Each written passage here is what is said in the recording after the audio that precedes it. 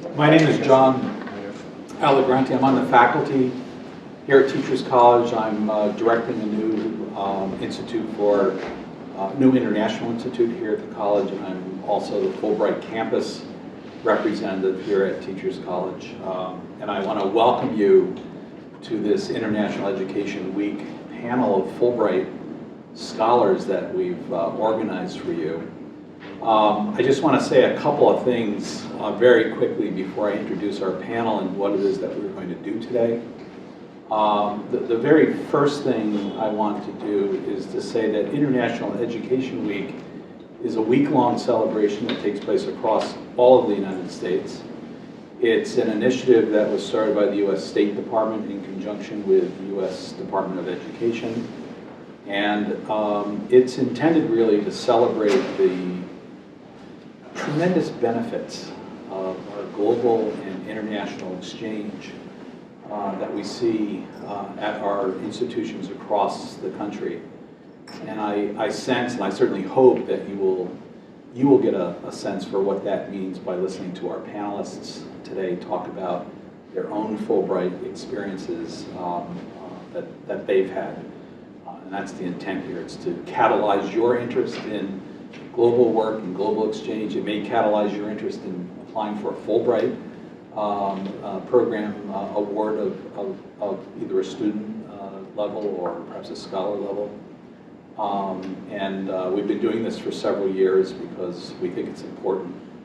We think it's an important part of what the college is about. I'm a lecturer, or what you call a professor, in Ireland in music education. And that is predominantly the work I do is in teacher education. So my research project here was that I really wanted to investigate musicians that work in classrooms.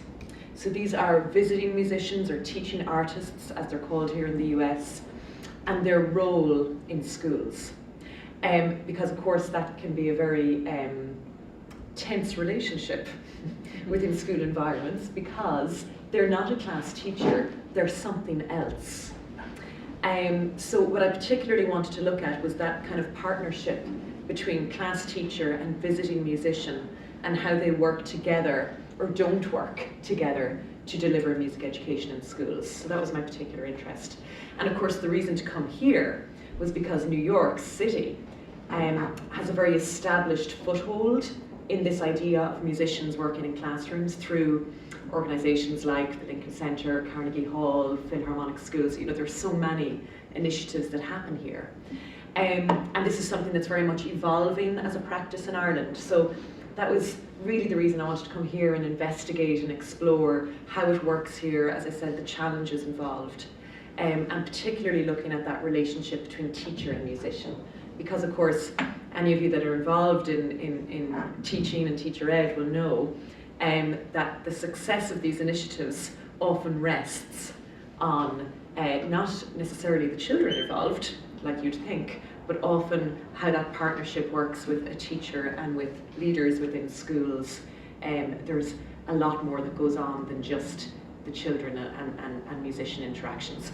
I don't want to hog the floor, but needless to say, it's been fantastic thus far, because I've been able to not only interact with colleagues here, which has been fantastic, but I've been able to actually get out into the schools in New York City. So that has given me a wonderful different perspective on a different education system, which is always worthwhile. Good, thank you. Tom, please. Thank you. So I'm an associate professor here in the Department of Curriculum and Teaching. I'm also the co-director of NCREST, which is the National Center for Restructuring Education, Schools, and Teaching. And a lot of my work focuses on issues of school change and large-scale school improvement, although my work is really rooted in the classroom. I worked with, as a graduate student, Howard Gardner, who many of you know is the developer of the theory of multiple intelligences. And it was just around the time that that theory was developing, and that educators across the country and around the world were actually calling up Gardner and saying, you know, I believe in these ideas, this is really powerful, what should we do in schools? And to his credit, Gardner said, well, I'm a psychologist, I'm not an educator, So I don't know what we should do, but my working with other colleagues there was really engaged with educators around the country and in some cases around the world, working on issues of school reform, particularly how do we help schools to embrace and respond to the needs of all learners. I have to say that doing that work in the United States was fairly depressing. Most of what I've learned about in the States is what doesn't work and what doesn't change. And so when it came time for what I would describe as a well-earned sabbatical, part of what I wanted to use the Fulbright for was to study what was happening in other countries that were perhaps actually working and that were more successful by a strange set of circumstances, which I can describe later. I ended up in Norway, which many of you know that Finland kind of tops the charts or has in many PISA rankings and things like that. Norway actually performs about the same as the US. So I managed to leave the country and find another country that performed the same as the US. But I learned a lot in the process, and my Fulbright experience was really around trying to understand some of these issues related to educational systems and quote-unquote higher and lower performance, and really, causing me, I think as many others do, to question that kind of evaluation as a means of trying to understand what's happening in education systems. So. Tom, thanks so much for taking the time with us. Meghan, please. So I am a fifth-year Ph.D. candidate here in anthropology and education. And last year I was in India as a student scholar to work on my dissertation research. And what I decided to focus on was the subject of elite education, not too unfamiliar to us here at Columbia, but elite education in terms of gendered privilege. So I studied 4 specific all-girls, what are called public schools in the British contrary sense of private schools. So 4 boarding public schools just for girls, some of which were constructed right around independence, so under British colonialism, and then some a little bit afterwards as sister schools to brother schools that were established directly under colonialism, under this British public schooling model.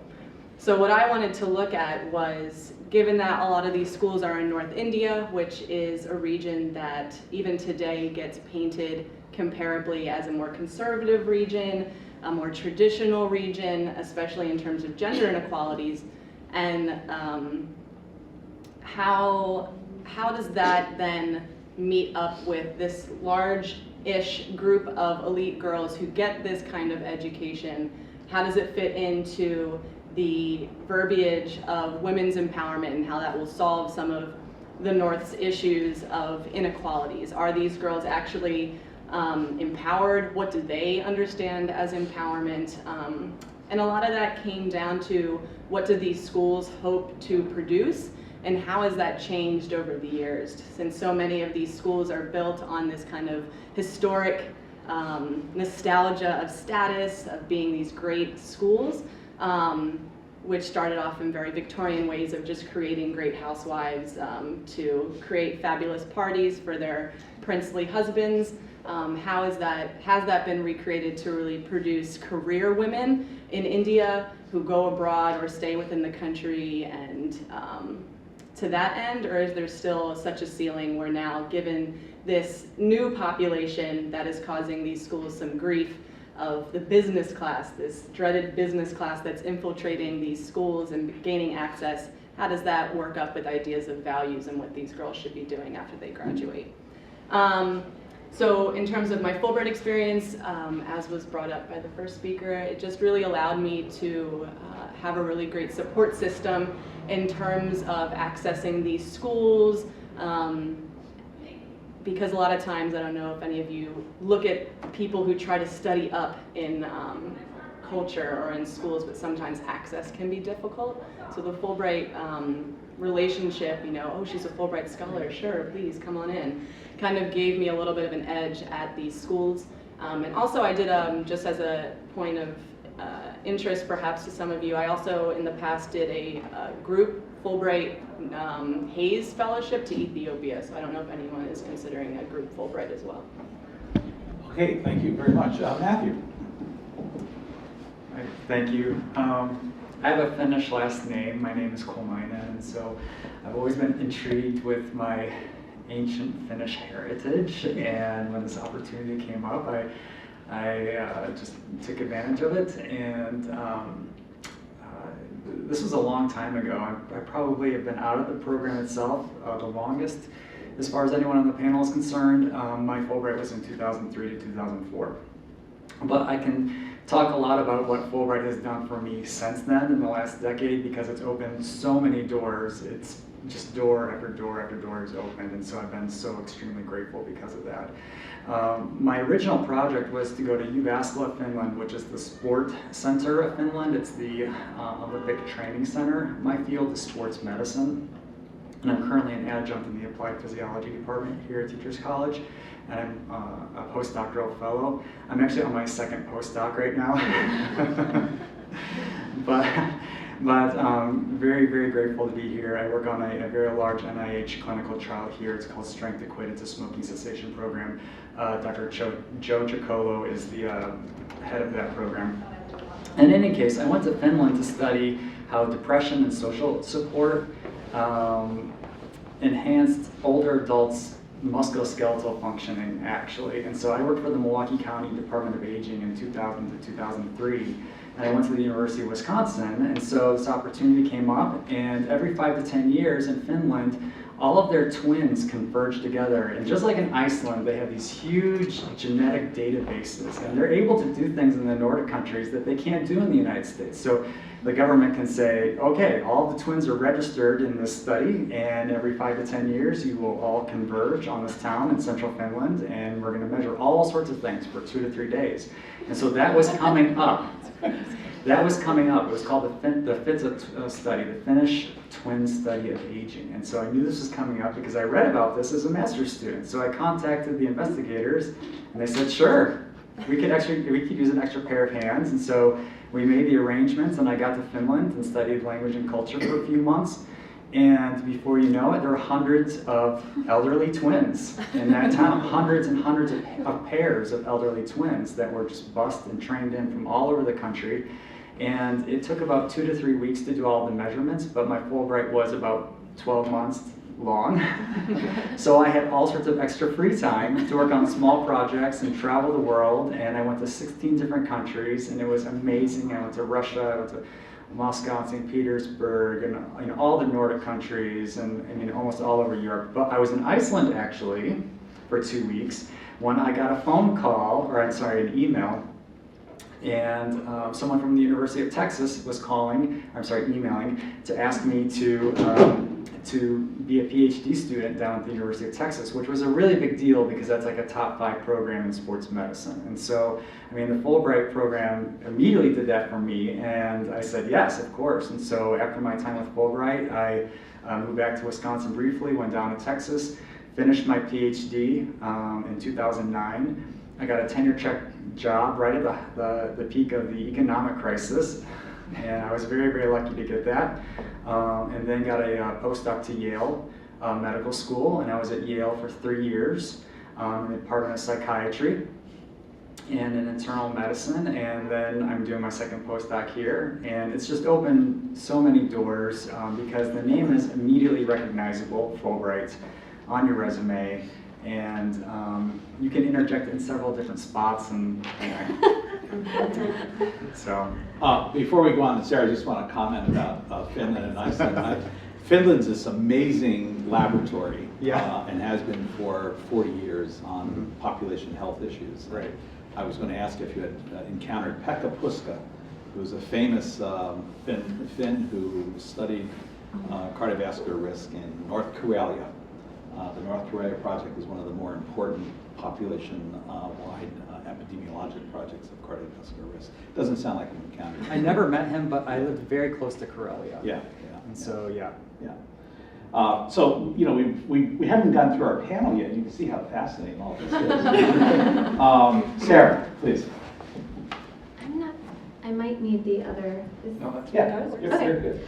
I think I might be the only one who used the Fulbright for professional training instead of research. I did a fine arts. I'm a dancer, and I was living in Seattle in my mid-20s, and I wanted to utilize the Fulbright for technique training. So you can do it for research, for a degree, for a particular project, or you can use it for very specific professional training. And it's no different than doing research. You have to be very clear on why that location is the place on planet Earth that is where you need to be to do the thing you need to do. And I had trained with a Dutch company that had come through Seattle, and another company came and performed, and between these two groups and all those dancers, they really knocked my socks off. And I said, if I want to step up my movement game and bolster my choreographic toolkit, I need to go train where these people are. So that was kind of the long and the short of what my proposal was. I constructed my calendar for the year out of various festivals that happened here in the United States. Festivals happen in the summertime, and a festival is a week of performances with workshops and various trainings. And so I looked up when all different festivals were happening, dance festivals were happening in the Netherlands, when all different annual trainings with large companies were happening, and this is how I presented what I was going to do with myself for a whole year, just doing contemporary and modern and improvisation and ballet training. After I was there for about 2 months, I met a woman who was Dutch-Indonesian, a lot of Indonesian folks in the Netherlands, and she and I made a duet about how both of our families had left our homes, and we converged, my American background and her Indonesian background, and us both being in the Netherlands together, and then we presented that at a festival in January. And I also taught. I went to the Jewish Museum there, and I was very interested in their English language programming for students. Another piece of my proposal was, as an American Jew, how would I feel to be dancing in a place where 75 years ago I would have had to have been in hiding, and as you know, Amsterdam is Anne Frank town. And there's a good bit of World War II education in the Netherlands, and there's an amazing theater that was originally a Dutch theater that was the epicenter of performance in Amsterdam, which then got converted into a deportation center where people stayed before they were taken to camps, and now it's an education center. And this was partly related to dance because it was a performance space and very powerful because it was a performance space, and I led an English language education program, just a translation of what they already did for Dutch kids.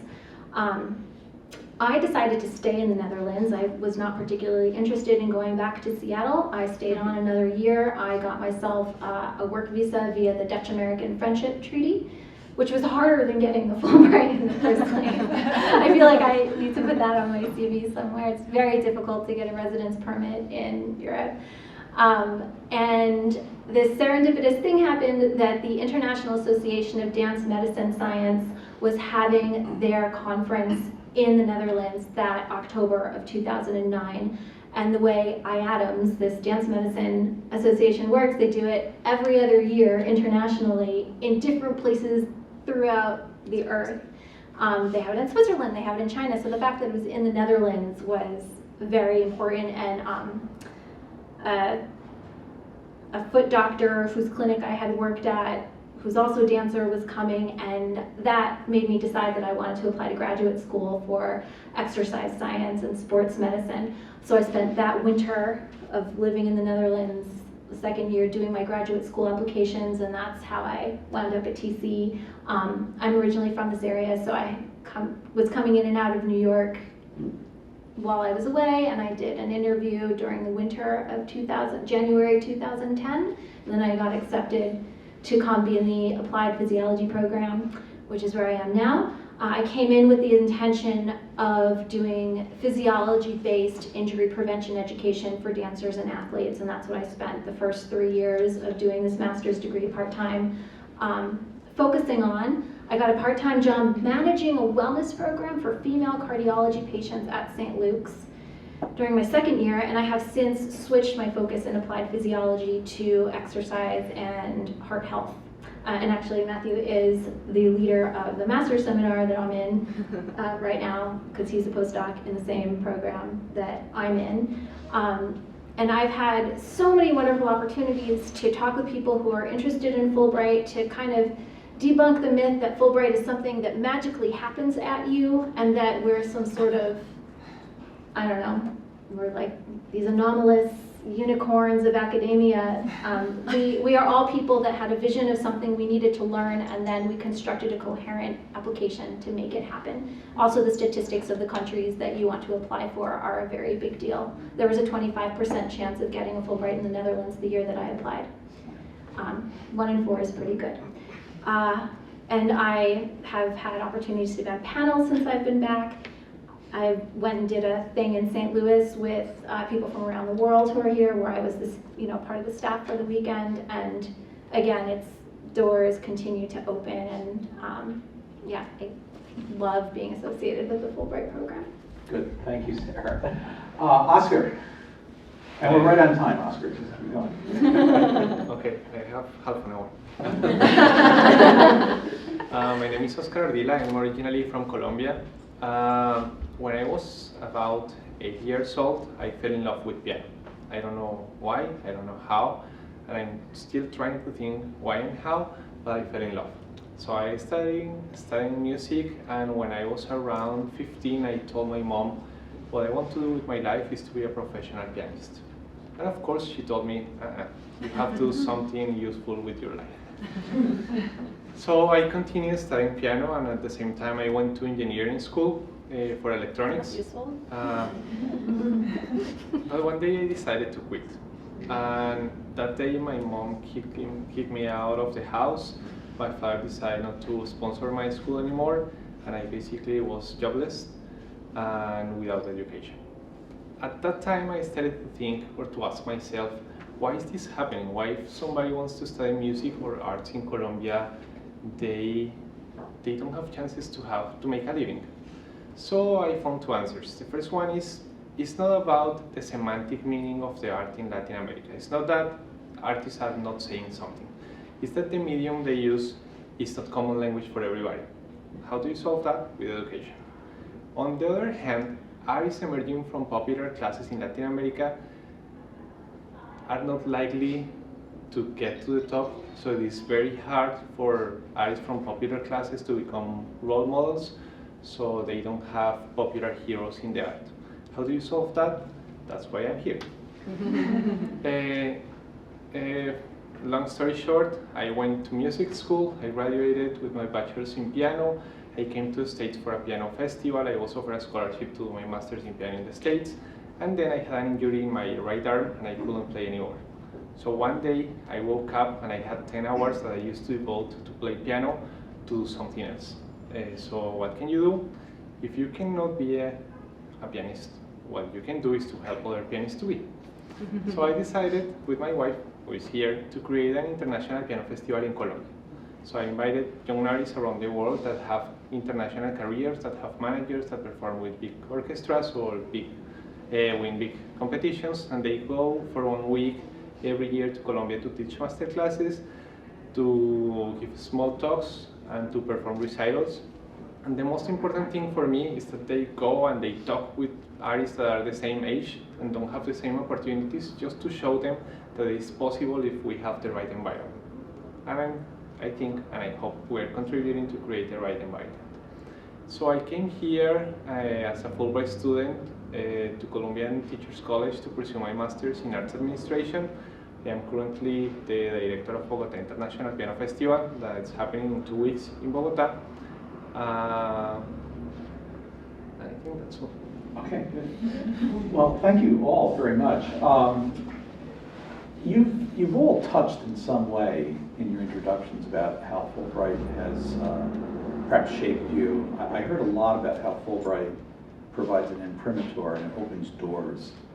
I'd like to ask if you could come back to some of your experience and think for a moment about this, one of the single most important elements of how you think the Fulbright experience has really changed you individually, psychologically, your view of the world.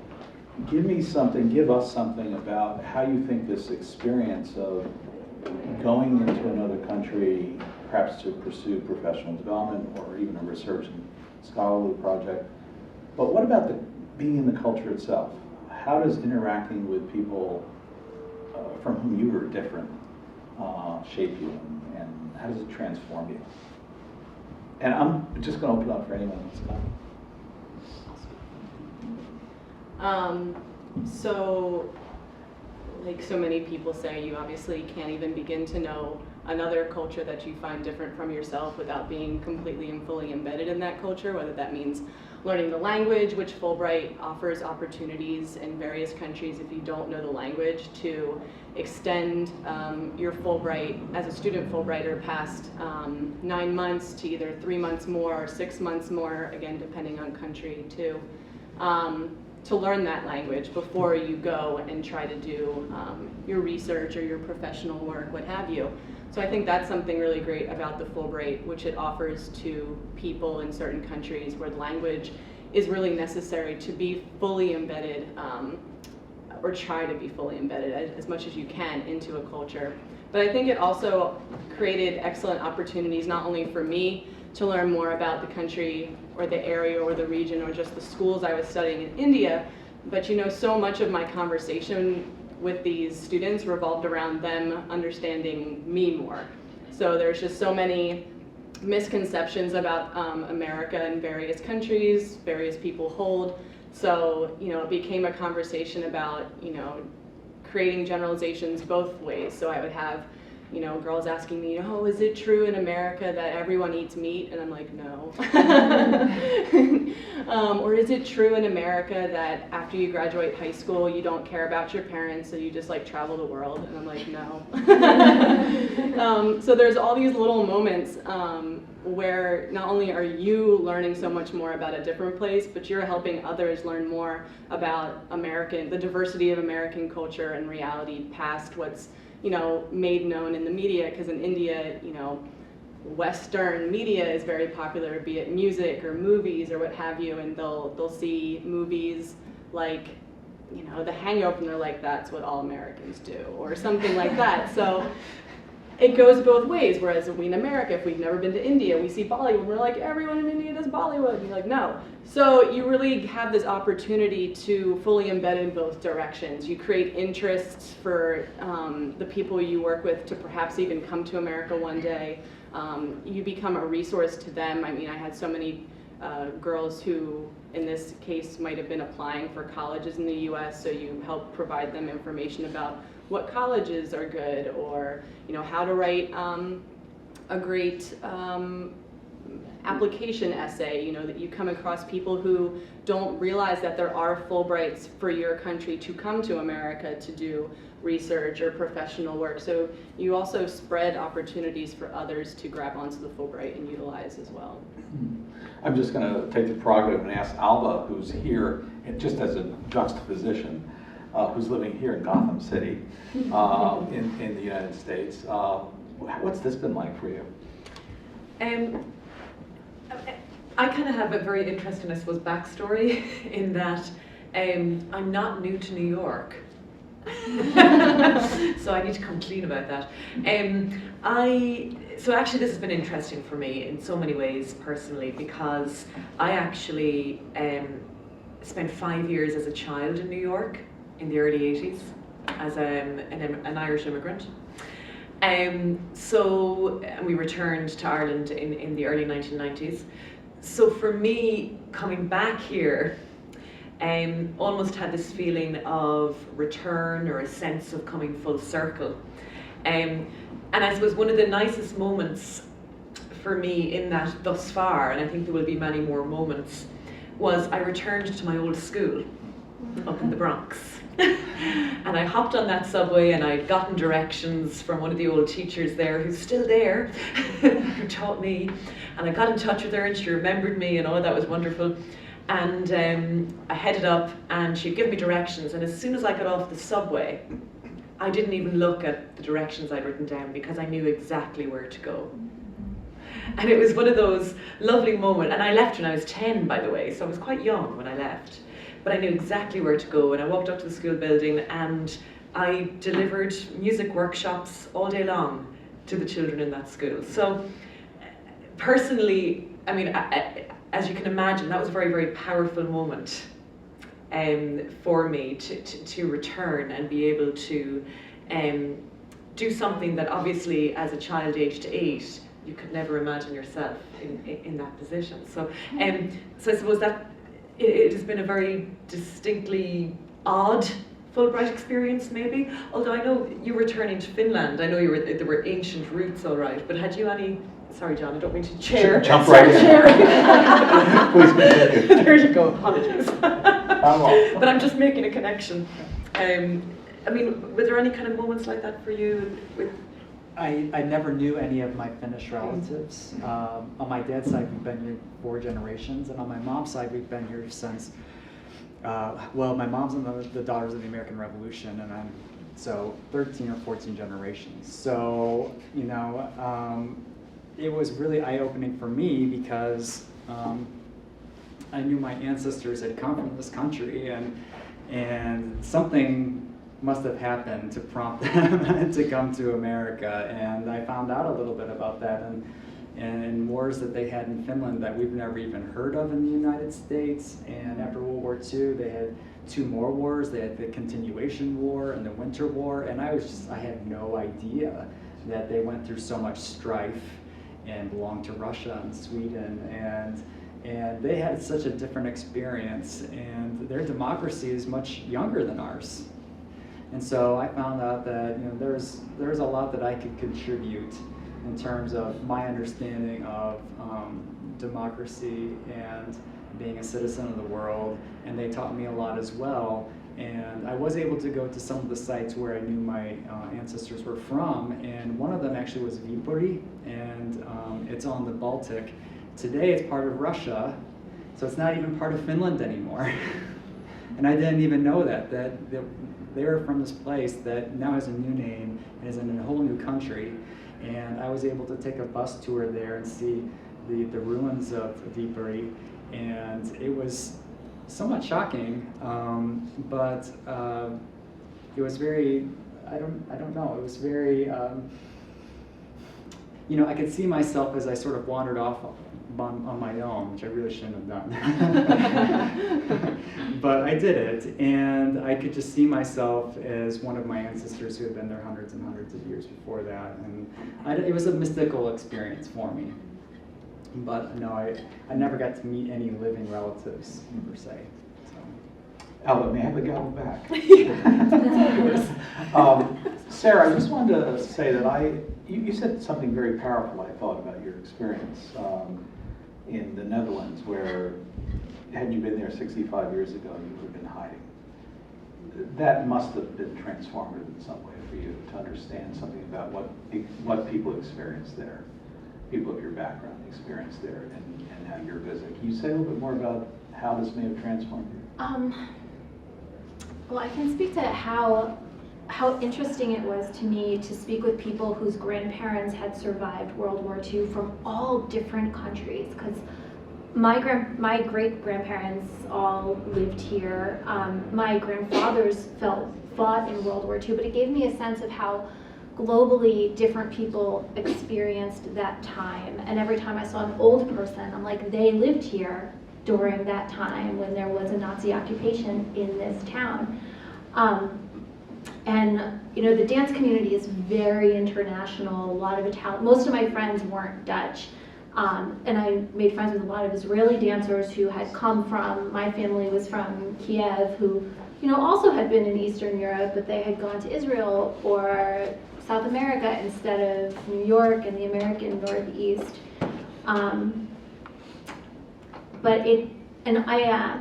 The place I lived for 5 months overlooked train tracks, and the trains were a big experience for me because they had very specific, during the war, they had roundup days where people were put on the trains, and trains are so important for travel, and people on trains speak to each other. I spent a lot of time thinking about trains while I was there, and as a dancer who moves this, you know, I got a tattoo of a train when I came home, because I spent so much time thinking, how did people feel when they were on these trains? And there I was, you know, in 2008, being a dancer, being a person, being an American who could come back and forth, and it was just very, very powerful to be in a, because, you know, that war was not here on home soil. I did not grow up in a place that, you know, older buildings have bullet holes in them like there is in older towns in Europe, and it definitely made me appreciate my freedom and how far the world has come since that very dark time. But I feel like the most culturally significant thing was managing my Americanness, because it was just before the Obama election, and Bush was still in, and one of people's favorite questions there to ask Americans was, do you like George Bush? Do you like your president? Who are you going to vote for? And another piece of me going there was thinking about, you know, dancers, freelancers struggle with health insurance here, and for people who work with their bodies, like dancers and musicians, it's a big deal to get hurt, and American dancers really have to contend with this their entire career. And maybe you have health insurance and maybe you do not. In Europe, people have health insurance, and if you have a physical career, you can do your career and know that if you break something or sprain something, you will have rehabilitation to fix yourself. So I went there like, oh, there's all these things that are uncomfortable for me about being American that I don't like. I don't like our healthcare. I don't like our wealth caste system, all these things that I feel should get hot under the collar about. But people were always calling me American, and I always had to own my position on these things, and always asking me where I am from. And I was from Seattle at that time, but I grew up in New Jersey, and home is a bit of a four-letter word for me in my life and my personal history. But I had to always say, I am from here, yes, I am American. Being called Sarah the American was very confronting, you know, and there's a couple Sarahs in the room. Oh, Sarah the American with curly hair, and that is who and what I was. And it also made me really own all the things that I love about being American. I was there and I was finding that I was dating American guys, and I was listening to American music, because I am super American. And, you know, for all these things that are wonderful about our country, the beautiful music that has come out very specifically out of America. And it really made me celebrate that more, instead of being, oh, America's not doing things right, and be able to say, I am super American in, you know, the good ways. And it was really fortifying for my identity to be able to celebrate that. Meghan wants to comment, but I'm going to ask Oscar and then Tom just to say from your perspectives in a moment, how this has transformed you in some personal life with Meghan. Just going off that and a little bit about what I said about you become a resource for the people that you meet and work with. I also found being an American comes with, you're automatically very privileged, that must mean. Mm-hmm. So you also have to be very careful about what people might ask of you, like, well, could you help me get this job? Could you write me this letter of recommendation? Could you, all these different things. And it probably depends on what country you're going to or whatnot. But I think that was also something that I had to deal with, was not only the good that came with being an American and owning that as well, but also, you know, the stereotype that comes with you must be very privileged, and therefore you can help me get these things, and so please help me. So I think sometimes when you go abroad as an American, regardless of what your own person, whether you are privileged or not, or whatever that means, sometimes you might represent a resource that you can't really then actually bank on or give. Mm-hmm. So back to you, Oscar. Some singular element of this experience that's transforming you personally. So coming from a developing country, the first thing I thought was, okay, I'm going to live in Manhattan. That's glamorous. When we arrived here to LaGuardia, one of my wife's friends picked us up at the airport, and she drove us to a friend's house where we were staying. She had been in New York for a couple of years, so she told us, don't worry, I know the city and I can help you out. My place is really nice, so you can stay with me. We got there, and it was East Harlem. And I was living in a pretty nice neighborhood in Bogota, and to come to East Harlem, and she wasn't home that night. So we had to walk around the neighborhood for around 2 hours at night, and that was very scary. And I thought, I traveled 6 hours, I don't know how many miles or kilometers, to come to this place, this ugly, this dirty, this smelly, and to feel unsafe. And that was my first experience in New York. Then, when she got home, we saw the view from the apartment, and it was facing the Empire State. And we had a conversation, and we were with some friends. This is another moment. And we were talking with some people, and we started to talk about hair. So one of the guys told us, oh, let me do your hair, so to my wife. And afterwards, she asked, okay, and how much do you charge for this? And it was like $500, something like that. Why is this expensive? Because I'm the hairstylist for Naomi Campbell and Bob Vanessa. That's why. And we started to do what we do, and the other girl in the room was, how do you call this sport? Remo? What? Hockey. No. I don't remember the name of the sport. And she was national champion of that sport in Brazil. The other guy was one of the trainers of Michael Phelps and the US swimming team. And we were surrounded with amazing people doing amazing things in a really crappy apartment. And that day, I understood that the world is not about how the place looks, how you are dressed up, but the world is about individuals and what each individual is capable of doing. And that was transformative for my Fulbright experience. Well, welcome to the Ardila. Certainly. Thank you. Tom, you get the last word. Well, I don't know. These are really wonderful stories of kind of the mix of both, I think, personal and professional growth that are possible at the same time. I mean, for me, I actually spent my 3rd grade year in Mexico City because my dad was transferred there to work in an office there. And that was a transformative experience for me, really getting to understand another culture at a relatively, or at least begin to understand another culture at an early age. And so I was determined to have a profession like this that would have sabbaticals on occasion and opportunities to work in and get to know other cultures. And so part of my goal with the Fulbright was to get my 3 daughters and the whole family out to have a different experience.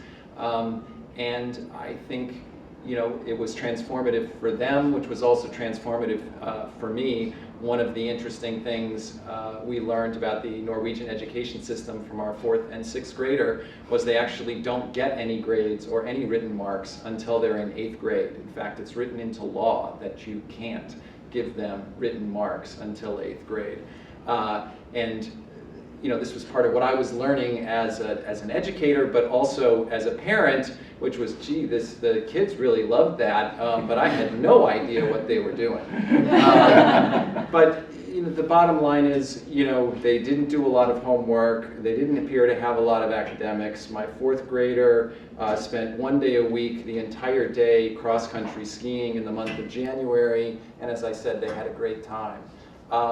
But at the end of the year, she was talking to my wife, and over the course of the year, she really made kind of a project out of getting to know every girl that was in her classroom. It was very gendered, but she literally invited each one over to the house to play at a certain point in time. And towards the end of the year, she turned to my wife and she said, you know, Mommy, I used to be shy, but I'm not shy anymore. And it was true. It really changed the way she approached other people, and she thought about herself, which was really powerful. At the same time, I think you know, one of the things that really affected my own way of looking at things also related to the notion of, you know, how other people see us as Americans. That was the year that President Obama was awarded the Nobel Peace Prize. And I was trying to study issues of accountability. Part of the reason I was interested in Norway is because they hadn't had an accountability system and they were trying to put one in place. And I was trying to understand why they wanted to do that. But at any rate, the day that President Obama was awarded the Peace Prize, I went to the University of Oslo where we had an office, and as I walked to my office, everyone I knew greeted me and shook my hand and said, "Congratulations on your Peace Prize." and I said, you know, especially, you know, the first person, I was like, at first I just thought I misheard them, but then as the second and third person said the same thing, I said, oh, you know, it's really not mine. And, you know, really what I was trying to say is really I had nothing to do with this, you know. But it was really towards the end of the day when I sort of began to realize, you know, they really do think I have something to do with this. And then it started to feel, well, gee, maybe I do have a part in this. Maybe this is maybe the only way I'll get a Nobel Peace Prize. But then after that, you start to think, well, wait a second. If I'm responsible for this, then am I also responsible for all the things that the previous administration did? And the answer is yes. And it really opened my eyes not only to, you know, how others see me, but also to thinking about my role in this country. But it also got me thinking differently about the intellectual and professional work I was engaged in, which is trying to understand accountability. And the fact is, in Norway, they don't, or as in Finland, they don't actually have a word for accountability. But what they talk about is responsibility. And they talk about responsibility not as an individual obligation. So it's not about making sure that each individual does what they're supposed to do, you know, their job description says they're supposed to do. The question is, are you behaving in ways that reflect the responsibility for the collective goals and norms that we have established? And so that was a personally, you know, important insight for me, but it's also, you know, directly connected to the intellectual and professional work that I'm continuing to do in this country, which is to say, okay, all right, maybe we need some accountability, particularly around individual performance, but how do we also develop the kind of collective responsibility for an educational system that I think we need?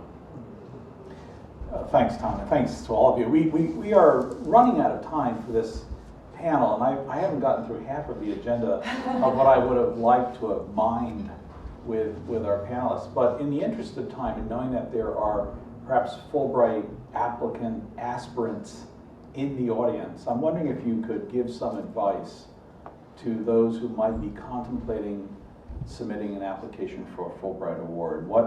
Anything that you learned in the process of applying that might be helpful or valuable? Yeah, Matt. I have something. I think something that really helped me out was having an extremely strong letter of support from my host institution in Finland. And I actually had more than one. I had one from the University of Jyväskylä and the people who were organizing the FITSA project. And they gave a very, very enthusiastic letter of support that said, yes, we will have an office space, a computer. He's welcome to be here the entire year, specific dates, you know, place, location, all the details were there in the letter. It was very convincing. And then I also had some letters from some hosts in other parts of the country, and I was very fortunate that some individuals I was able to connect with in Finland were able to connect me to the parliamentarian for the Finnish parliament. His name was Matti Niirinen, and his wife, who was president of the city council of Helsinki. And so they extended a personal invitation, and I got to stay with them the first 2 weeks of my Fulbright experience. And so their letters just, I mean, I think that's what really locked it for me. So I don't think I had the best application in terms of my own research project. In fact, perhaps it was even a little bit subpar, but the letters of support were, I think, really, really strong, and I think that will definitely help you out.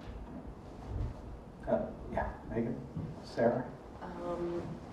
First, I do want to echo what Sarah said in terms of being very knowledgeable about the percentage of people that get into the country that you go to. I know all of us have very specific research or professional things that would lead us to want to be in one country or the other, and that shouldn't deter you from applying to that country, but I think it will also give you an idea of just how difficult or not it is. India has a much larger pool of people that gets to go as opposed to somewhere like the UK, which accepts like 1 person per year or something like that. So really be knowledgeable about your chances so that you can make the contacts you might need to make to write you a recommendation letter that really gets you that step up. Recommendation letters are helpful. One thing that is also good to know is that you don't, and I don't know if this is just India, but your proposal's not set in stone because things come up in the field, either the place you wanted to go research, all of a sudden you're not allowed to go research that place anymore, or it disappears, or the person who you were going to have as your advisor leaves and goes to a different university. And especially given the fact that Fulbright has such almost like a year plus advanced application before you're even gonna ever leave, I did not do anything that was in my proposal. Nothing. So make a proposal with the knowledge that yes, this should be a proposal that you can do, that that is feasible, that you have the connections in case that is what you do, but also know that it's not. Like, don't get stressed, like, I don't know what I'm gonna do, so I'm just gonna miss this deadline because I don't know what I'm gonna do. You don't have, it's not set in stone. The other thing to recognize is what your advisor relationship might be if you're in the academic situation. So in India, I had this advisor who wrote me my recommendation letter from in-country, and then I talked to her via phone once. So your advisor relationship is going to be very different. Also, there's some people who had a really strong relationship with their advisors if they were doing the research component of the Fulbright, and there were people like me who just, it was a phone call because we are not in the same city at all, and just the nature of India in itself sometimes makes it so it's not as possible as it could be. So don't also stress about the advisor thing. And if any of your Ph.D. students, you also might have a really strong relationship with your advisors here, so you're not really looking for that external advisor, so to say. I had one more thing, but I've lost it, so it might come back to me. Sarah, you know, we've just got a few more minutes left, so try to keep your... Just to reiterate what I said before, the geographic specificity of where you go. I've spoken with so many people about Fulbright. Liking yoga is not a reason to apply for Fulbright to India. And you guys are Teachers College people. I know no one had that in mind here in this room, but you know, liking a certain type of cultural dance isn't really enough of a reason to go to that country. You have to have your thing you're already extremely professionally engaged in, and I think this is a common denominator across this panel, and then you figure out where they're doing it the best, and then you can develop your compelling argument of why you've got to be there. There's no other place that will serve you like that city will serve you to launch the next essential step in your career. And when I think about what the other Fulbrighters in my group of 23 people, somebody was there studying immigration from the UK to the Netherlands in the 17th century. Somebody was there studying, there's a linguist studying letters, archives of letters that were from the 19th century. There were musicians studying a very specific type of improv music that's not jazz improv, it's called free improv, that was really born in the Netherlands. So have your thing and then research where they're doing it, where the cutting edge is happening, and then your compelling argument will present itself, and the people that you reach out to will be so happy to hear from you because they're devoting their life's work to something that you care about too, and the communication, you know, will flow from there. I remembered that last thing. Also, be mindful that some countries have partnerships with the country you're going to. So even though it's a U.S. funded grant in many ways, like India co-sponsors The people who go to India, you said Finland has a similar thing. Some countries are just fully funded by the US and it doesn't have that partnership. So something to keep in mind is within your proposals, make sure you have nothing in there that's going to anger either government, okay? No, but seriously, like it's a pretty known thing where in India, you don't really want to say, I'm going to go and study caste discrimination within the country, because India is going to say, no, you're not. So be very aware of what America wants to fund. There's certain things that certain countries are really interested in doing research on, like India is really big right now in funding people to look at education, to look at healthcare, to look at gender rights, but don't talk about caste, don't talk about the people we're not serving so well. We're not going to fund you. So be knowledgeable about those politics and play them in your favor. I think you've given excellent advice, and I think my colleague Adrian, who coordinates the Fulbright student program here at the college and works diligently throughout the year to help prepare the latest cohort of aspirants starting in the summer, leading up to our September and October deadlines, would probably agree with this advice. We have really run out of time. I'm so sorry to say I've been captivated by what our Fulbrighters have been saying about their experience, and I hope you have been as well. Let's thank them for coming today and sharing their special information.